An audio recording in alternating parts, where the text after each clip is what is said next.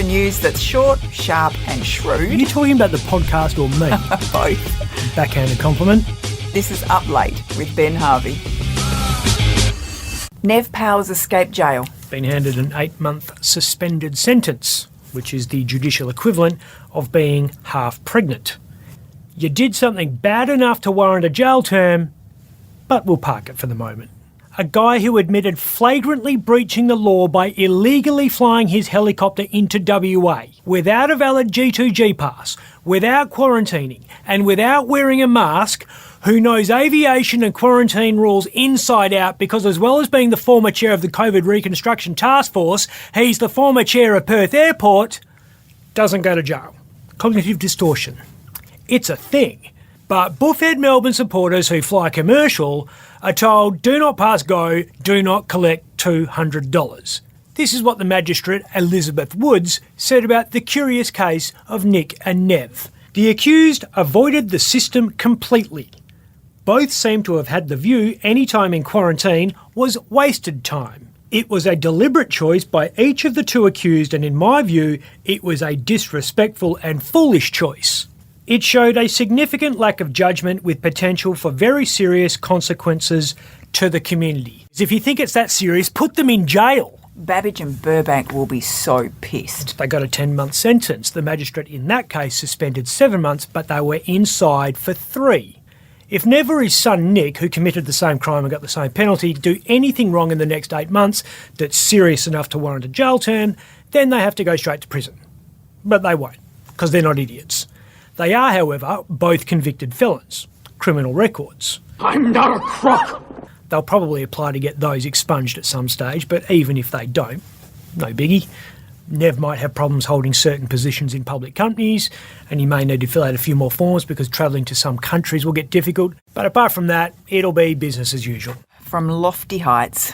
Something is really off when Scott Morrison has the moral high ground on the treatment of women in federal parliament. The Liberal Party's ham-fisted response to Brittany Higgins handed Albanese 50% of the vote, and he's giving a fair chunk of it back to the Blues by refusing to launch an inquiry into claims that Kimberley Kitching was bullied by 3 senior women, who all deny it. But what we've got from Anthony Albanese, at the first sign of hard questions, he has gone into complete hiding. Frankly, I think it's pretty gutless. He can't just dismiss away hard issues. Now, that's not what Prime Ministers can do. This trio used to be called the Angels, as in Charlie's Angels. They've now got a new nickname, Mean Girls. Beware of the plastic. What was the problem with Kitching? The problem is Labor is vicious and tribal. You're with us or you're against us. There's no grey area, and they weren't sure about Kimberley. She wasn't sucking up to China like the rest of them. She was asking questions about climate change policy, and they hated her for it. One of the bullying claims centres on a time when Kitching questioned Labor's support for kids to boycott school to raise awareness of climate change and pay homage to their god. Wong told Kitching, who doesn't have children, something along the lines of, well, if you had kids, you'd understand. And you can't sit with us. A very theatrical, sanctimonious and thoroughly bitchy thing to say. Oh, won't somebody please think of the children? Wong apologised after the media reported it. Albo's now trying to hypnotise us into thinking there's nothing to see here. These aren't the droids you're looking for.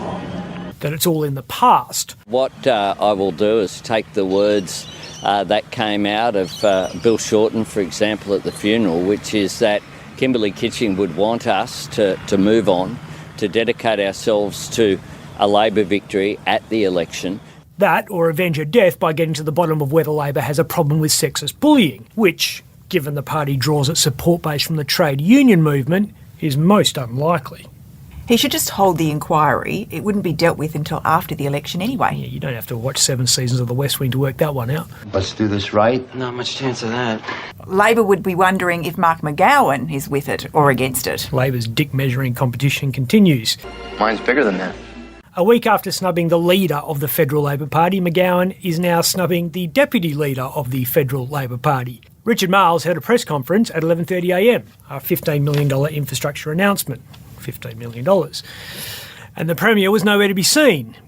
He was busy doing something else. It just looks like bastardry now. It looks like it because it is. And I don't blame McGowan for this. The party never particularly liked him, so why should he like the party? He's worked his guts out for this political movement since he was a kid. None of you go back in political life as far as I do. I've campaigned for and with federal Labor in every single federal election, going back actually to 1984 when I first handed out how to vote for Bob Wood. At the behest of party elders, he did his time in local government to learn the art of politics. He wins the seat of Rockingham in 1996, a year when Labor was trounced by Richard Court's Liberals.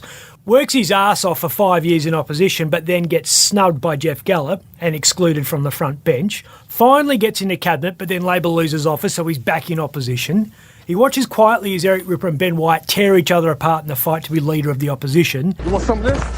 Says yes when the party begs him to be leader in 2012 because there's no one left standing.